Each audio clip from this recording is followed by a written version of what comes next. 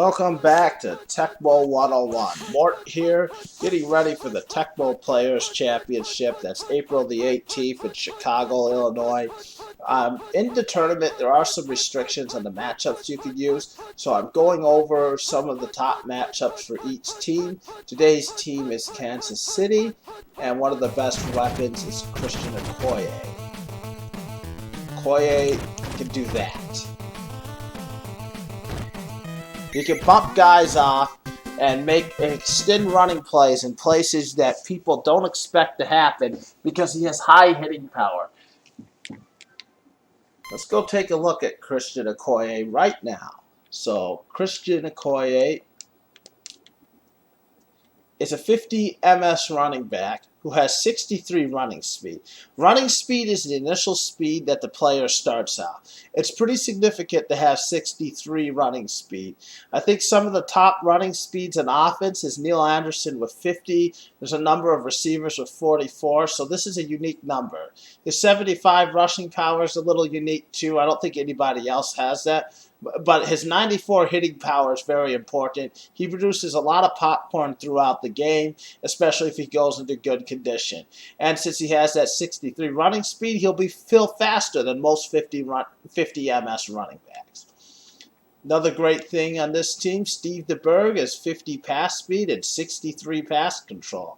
That means he's in the sweet spot for both passing speed and pass control, and that's good when you want to throw to Stephon Page with 75 receptions and 50 max speed.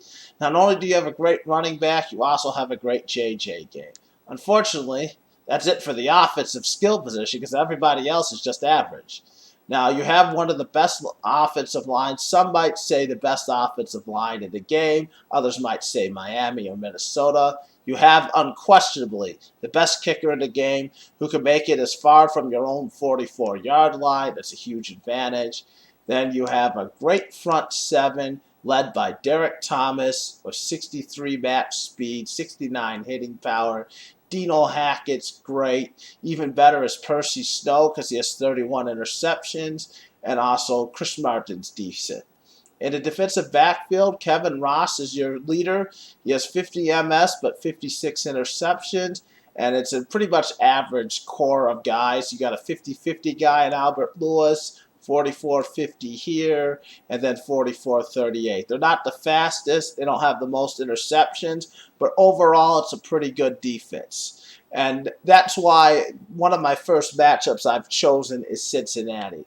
Cincinnati, I could take advantage of Boomer Esiason, although he's a great quarterback and he has more running speed. Steve Berg, if you saw, only had 6 running speed, one of their weaknesses. And James Brooks, 56 MS, going up against a great linebacker core.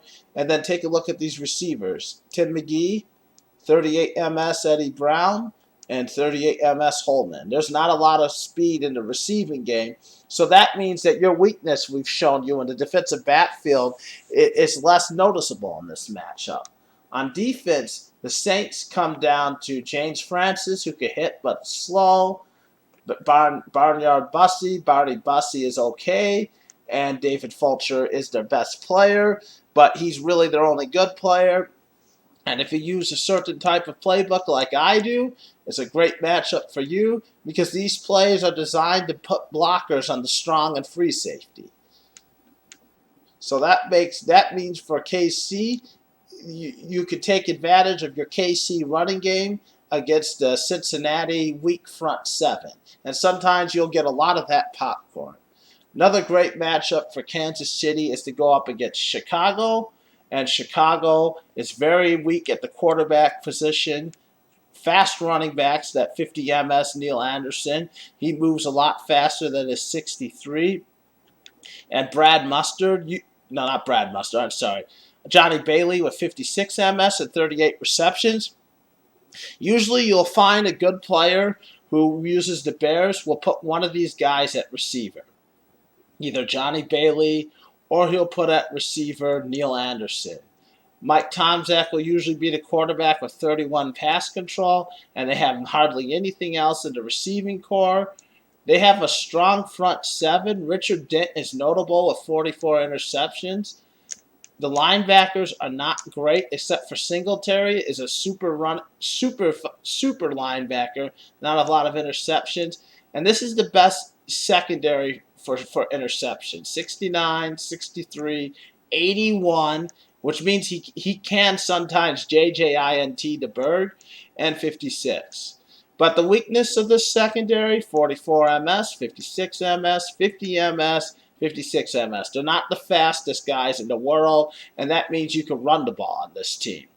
So again, with the Bears, the Chiefs can run the ball on them, and then they can slow down the Bears' running game. And then you got to be careful because Ross can JJINT Mike Tomzat, so they have to be careful. That weak KC secondary isn't so weak for them.